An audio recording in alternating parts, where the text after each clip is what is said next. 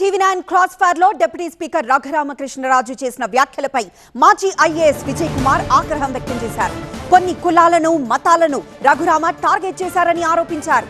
రాజ్యాంగ పదవిలో ఉన్న వ్యక్తి ఇలానే మాట్లాడతారా అని ప్రశ్నించారు. అనుమతులు లేని చర్చలకు నోటీసులు ఇవ్వడానికి మీరెవరో అని ప్రశ్నించారు విజయ్ కుమార్. ఒక చర్చ్కి వెళ్ళినంత మాత్రాన, ఒక మాస్క్కి వెళ్ళినంత మాత్రాన, ఒక గురుద్వారాకి వెళ్ళినంత మాత్రాన వారు మతం మార్పిడి అయినట్టు కాదు. అది అందరికీ తెలుసు.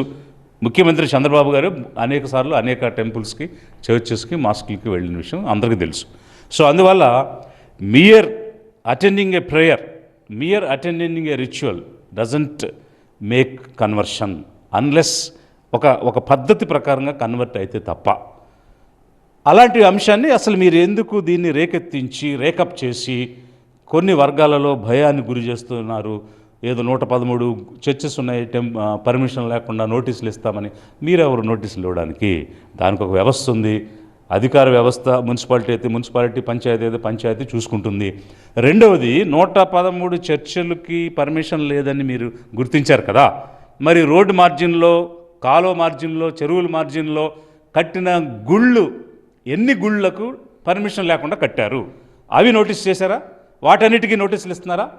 ఎన్ని మాస్కులు కట్టారు వాటిని గుర్తించారా? వాటికి నోటీసులు ఇస్తున్నారా?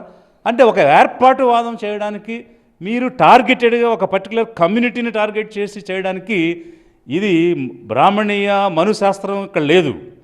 ఇప్పుడు మనుస్మృతి కాదు అమల్లో ఉంది, రాజ్యాంగం అమల్లో ఉంది. రాజ్యాంగం ప్రకారం మీ అహంకారం చలాయించడానికి వీల్లేదు. రాజ్యాంగానికి బద్దుడే మీరు పనిచేయాల్సిన అవసరం ఉంది. ఒక కాన్స్టిట్యూషనల్ పొజిషన్లో ఉండి ప్రొద్దున లేస్తే రోజు రాజ్యాంగం గురించి మాట్లాడుతూ రాజ్యాంగబద్ధంగా ప్రమాణ స్వీకారం చేసి అందరినీ కూడా సమానంగా చూస్తామని, అందరికీ సమాన స్థాయి ఇచ్చి సమన్యాయం చేస్తామని మీరు ప్రమాణం చేసి వచ్చి ఒక మతాన్ని భుజాన్ని వేసుకుని, ఒక కమ్యూనిటీని భుజాన్ని వేసుకుని మిగిలిన వారికి వ్యతిరేకంగా ఎందుకు మాట్లాడుతున్నారు మీరు? మీ ప్రాబ్లం ఏంటి? అంటే మీకు తెలుగుదేశంలో సరైనటువంటి గుర్తింపు లేదా?